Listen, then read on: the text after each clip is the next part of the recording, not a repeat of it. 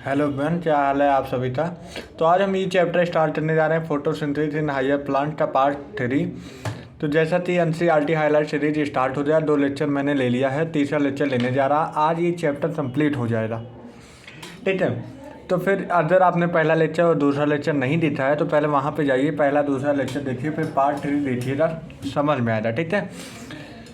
तो ये पहले मोटिवेशन है, चाणक्य जी ने कहा था तभी तभी जीतने के लिए हार का संकट उठाना पड़ता है। और ये आता है मोटिवेशन।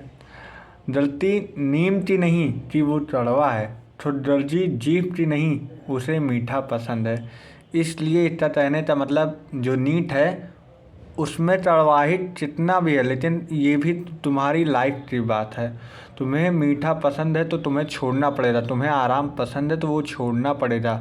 तुम्हें उस नीम की ज़िंदगी में नीम तो देख के लड़ाई करते, आप तो नीट अचीव करना पड़ेगा, ठीक है।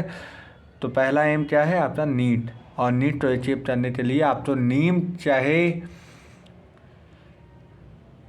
आराम त्याग देना पड़ेगा, उसके लिए सारी चीज़ त्यागना पड़ेगा, तब जाके आपको एक चीज़ मिलेगा। वो क्या है? नीट। इसलिए भाई मेहनत करनी पड़ेगी आपसे। तो ये पुराना है मोटिवेशन, जैसा कि मैंने बताया है। तो भाई ये फिगर मैंने बता दिया था, और आगे ये फिगर मैंने जेड एक्सट्रीम वाला भी बता दिया था। मैंने बताया था C3 प्लांट जो होता है वो केल्विन साइकिल में चलता है ना। केल्विन साइकिल कहाँ चलता है? मीजोफिल में। C3 प्लांट डाइटॉट होता है ना, C3 प्लांट डाइटॉट में आता है जो कि मीजोफिल सेल में चलता है। और C4 प्लांट जो होता है वो बंडल सीट सेल में चलता है, लेकिन ये मोनोटॉट प्लांट होता है। टैम प्लांट तुम्हारे अभी नीट में नहीं आया है ज़्यादा क्वेश्चन, लेकिन इसमें क्वेश्चन नहीं है, ये सिलेबस में तुम्हारे नहीं है, ठीक है। जैसे कि ये साइक्लिक फोटो फास्फोराइलेशन है साइक्लिक में, जो कि PS फर्स्ट वाला वर्क करता है। मैंने ये भी पढ़ा दिया था रीजनरेशन या कार्बन फिक्सेशन रिडक्शन रीजनरेशन, इसमें कितनी ATP यूज हो रही, ये सारी चीज़ मैंने बता दिया था। वही चीज़ है, देख लो। कार्बन फिक्सेशन में पहला स्टेप CO2 ले जा, फिर यहाँ पे टॉलरेटी ये आधे का है, ठीक है। तो जैसा कि ये सब आज NCERT का है ये सारी चीज़, तो ये सारी चीज़ आज पढ़ाऊँगा, ठीक है। तो जैसा कि मैं पहला व्यूज दे रहा हूँ, एक बार मैं सारी चीज़ दिखा दे रहा हूँ, जैसे कि अब हम आगे पढ़ाने में आसानी हो। और आप तो ये आज लास्ट लेक्चर है। जैसा कि बच्चों देख लो, इवॉल्व इसका यहीं पे हमने अगला लेक्चर छोड़ा था, तो ये लेक्चर अब यहीं से स्टार्ट करने जा रहे हैं। तो बोला C4 प्लांट इवॉल्व कहाँ होता है? Photo respiration. और फोटो रेस्पायरेशन तो रोकता है कौन? C4 प्लांट होता है, वो फोटो रेस्पायरेशन तो रोकता है। इसका मतलब ऑक्सीजन तो वो रोक देता है, ऑक्सीजन तो अब नहीं लेता है, ठीक है। आगे तुम्हें मैं हर एक चीज़ समझाऊंगा। देखो, C4 प्लांट में फोटो रेस्पायरेशन नहीं होता है, उसमें स्टॉप हो जाता है। इसलिए फोटो रेस्पायरेशन रोकने के लिए अब हमारे केल्विन साइकिल बंडल सीट में चलाते हैं। मैंने बोला अभी तुम्हें फिगर दिखाया कि जो हमारा C4 प्लांट होता है वो मोनोटॉट होता है, फोटो रेस्पायरेशन रोकने के लिए बंडल सीट में चलाते हैं, जिससे कि ऑक्सीजन कम आए और ऑक्सीजन ना के बराबर आए, और बंडल सीट में CO2 आ जाए। और CO2 आने का मतलब जो हमारा ग्लूकोज मेन प्रोडक्ट ग्लूकोज है वो बन सके। अब सुनो, फोटो रेस्पायरेशन रोकने के लिए अब हम केल्विन साइकिल तो बंडल सीट में चलाते हैं। कैसे? देख लो, देखो ये हमारा पूरा वो है, ठीक है। ये पूरा हमारा C4 साइकिल का स्ट्रक्चर है, ठीक है। अब सुनो, अभी तक मैंने क्या किया था, रुक जाओ। अभी तक होता क्या था बच्चों, पहले देख लो। इसमें मैं तुम्हें वो दे रहा हूँ इंट्रोडक्शन। देखो जो C3 साइकिल है और ये C4 साइकिल है, इसमें जो हमारा इसमें वॉल था, ये होता है हमारा मेसोफिल सेल, ठीक है। मेसोफिल सेल, ठीक है। मोस्टली इसमें क्या प्रेजेंट था? डाइटॉट प्लांट इसमें प्रेजेंट होते हैं, जिसमें C3 और C4 में हमारा क्या होता है? मोनोटॉट। क्या होता है? मोनोटॉट। देख लो, मोनो लिख दिया हूँ, आगे जगह नहीं है इसलिए मोनोटॉट समझ लो, ठीक है। पीछे से आवाज़ आ रही है, इसका मतलब ये मत समझिए, क्योंकि आप तो ध्यान यहाँ देना है, ठीक है। अब सुनो, यहाँ पे अभी इतनी कहानी रोक दो, पहले इतनी कहानी सुनो। इसमें होता क्या है, इसमें CO2 आता था, ठीक है। इसमें एक हमारा वो था एंजाइम RUBP, इसका नाम होता था क्या होता, राइबोलोज 1,3-बाइफॉस्फेट,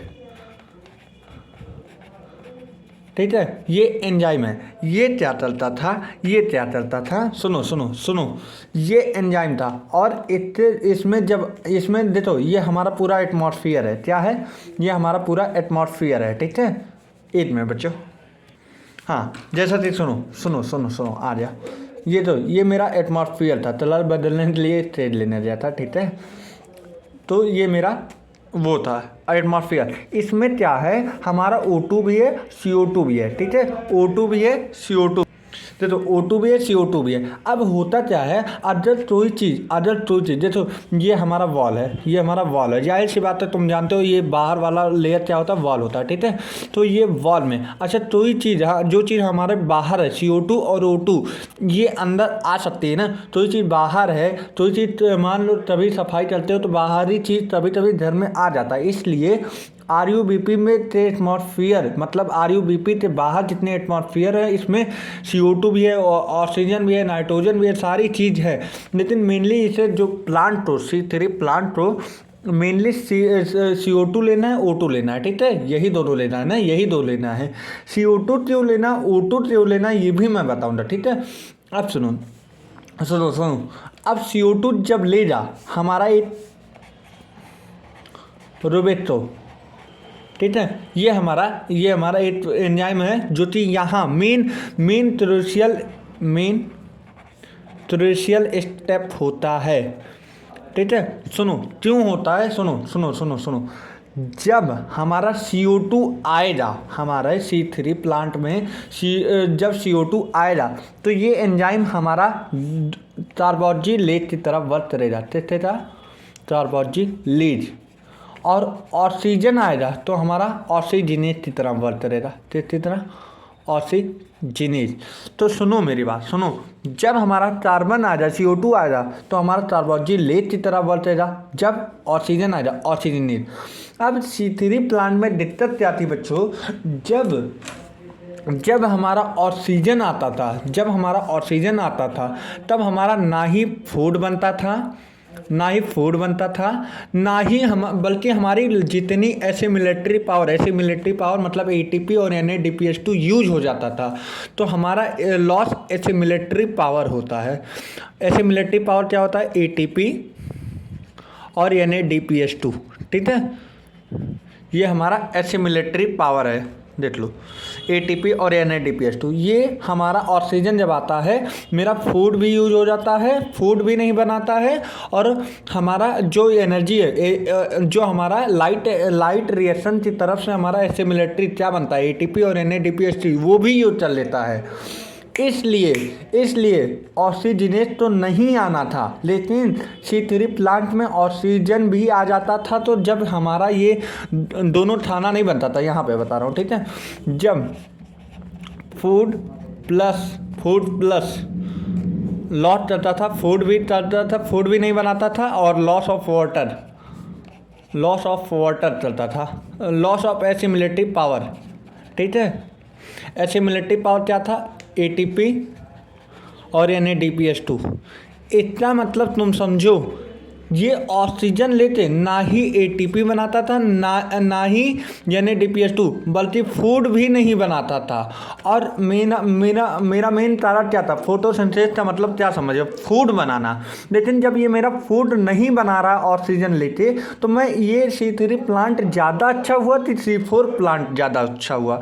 अभी बताऊँ C4 प्लांट का क्या मैटर है और C3 प्लांट, बस इतना जानो। तो ये जब कार्बोक्सिलेज, अब उससे बात देखो ATP NADPH2 ले इसका मतलब तुम समझ रहे हो, ये क्या कर रहा है, फोटो रेस्पायरेशन। जब हमारा O2 ले तो फोटो रेस्पायरेशन करता है। फोटो रेस्पायरेशन मतलब O2 लेता है और CO2 रिमूव कर देता है। क्या कर देता है, CO2 रिमूव कर देता है, CO2 रिमूव करता है। O2 लेता है और ऐसे मिलिट्री पावर यूज कर लेता है, और CO2 बाहर निकाल देता, उस प्रोसेस को बोलते हैं रेस्पायरेशन। क्या बोलते हैं? रेस्पायरेशन। इसलिए C3 प्लांट अच्छा नहीं होता है, इसलिए C3 प्लांट नहीं अच्छा होता।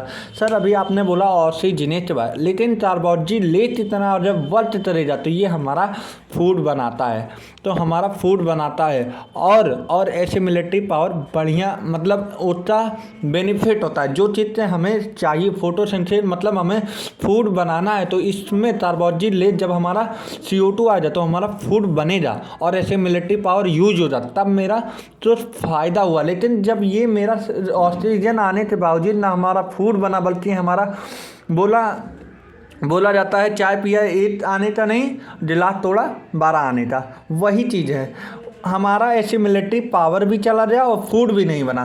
तो हमें C3 plant 2 main crucial step इसलिए बोला जाता है। अगर ये ऑक्सीजन लिया तब तो फोटो रेस्पायरेशन कर देगा, अगर CO2 लिया तो फूड हमारा बना देगा। इसलिए मोस्ट क्रूशियल स्टेप इसीलिए बोला जाता है, क्योंकि अगर ये कार्बन लिया तो कार्बोक्जिलेट की तरह वर्क करेगा, अगर ऑक्सीजन लिया तो ऑक्सीजनेट की तरह वर्क करेगा। नोटिस करो तो बात, ठीक है। अब C4 प्लांट की बात।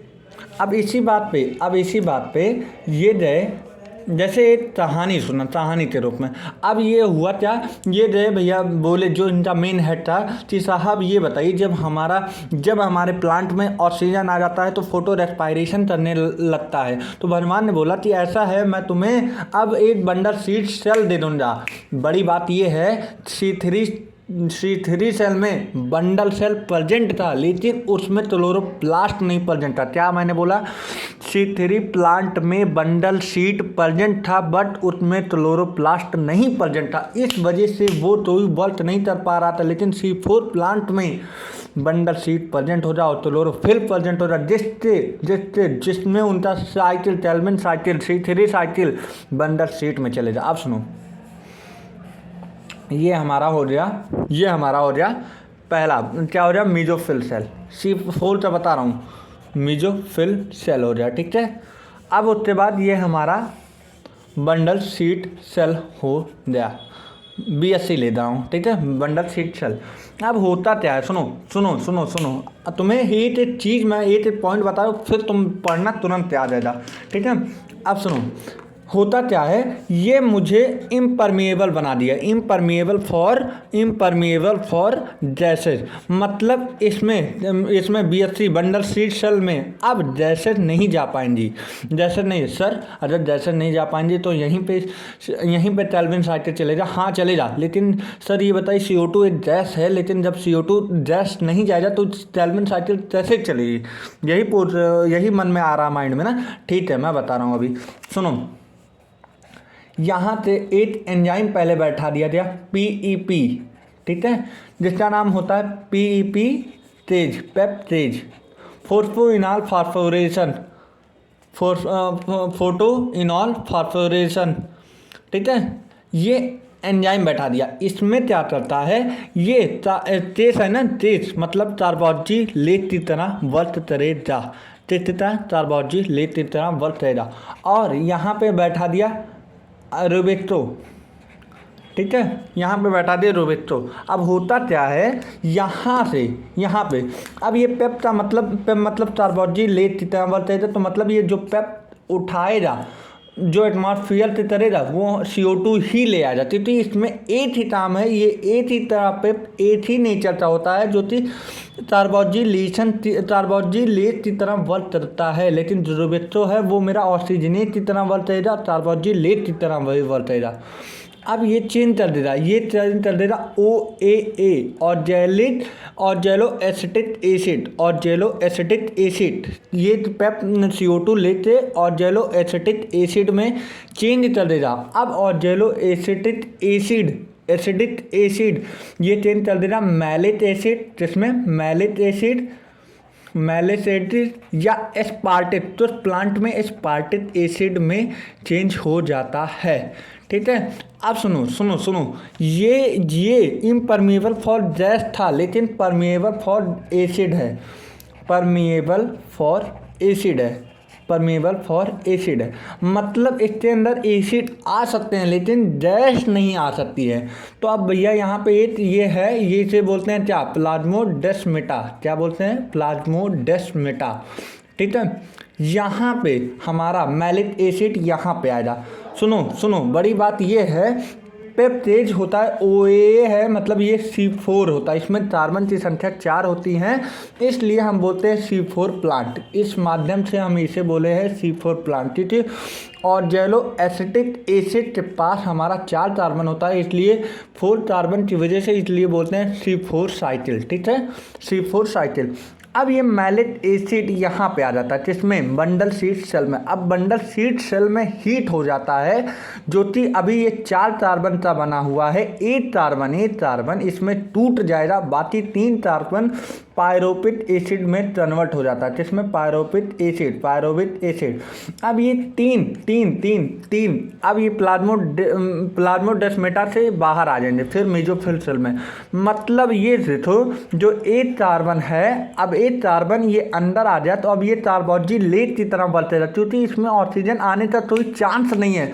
अब कोई चांस इसलिए नहीं है क्योंकि एक एंजाइम बैठा दिया है पेप्टेज। अब पेप्टेज सिर्फ CO2 तो पतलेगा, एसिड में कन्वर्ट होगा और बंडल सीट में भेज देगा, और बंडल सीट में रूबेक्टो बैठा है, डुअल नेचर का है, लेकिन जब CO2 भेजेगा एसिड के फॉर्म में और यहाँ पे हीट करते एक CO2 निकाल देगा तो ये कार्बोक्सिलेट की तरह बढ़ेगा। ऑक्सीजनेट का कोई चांस ही नहीं है, क्योंकि ऑक्सीजनेट के लिए इसलिए नहीं चांस है क्योंकि ऑक्सीजन नहीं आएगा, और ऑक्सीजन इसलिए बंडल सीट से नहीं आ पाएगा क्योंकि इम्परमेबल फॉर गैसेज है, तो इसलिए सल्वार से भी ऑक्सीजन नहीं आ सकती था।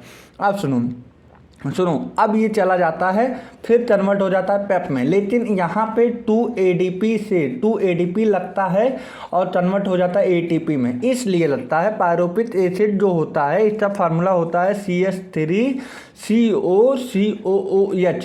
इसमें एक फॉस्फेट ग्रुप होता है, एक भी फॉस्फेट ग्रुप नहीं होता, लेकिन इसमें देखो फॉस्फोइनॉल बाइफॉस्फेट होता है, तो मतलब इसमें 2 फॉस्फेट की ज़रूरत होती है, लेकिन इसके पास फॉस्फेट नहीं होता, इसलिए ADP से ATP लेता है, ADP जो लेता है 2 ATP लेता है, जिसमें फॉस्फेट ग्रुप आ जाता है, फिर फॉस्फोइनॉल फॉस्फेट में चेंज हो जाता है, जिसमें फॉस्फोइनॉल फॉस्फेट में चेंज हो जाता है, तो मिलाते C4 साइकिल। इसलिए अब अच्छी है। अब CO2, आप सुनो, ऑक्सीजन जब नहीं आया, तो ऑक्सीजन नहीं आया तो फूड ही बनाएगा। अब यहाँ पे RUBP एंजाइम है जो कि अब यहाँ पे C3 साइकिल चलेगा। अब C3 साइकिल मतलब अब फूड सिंथेसाइज करेगा, फूड बनेगा।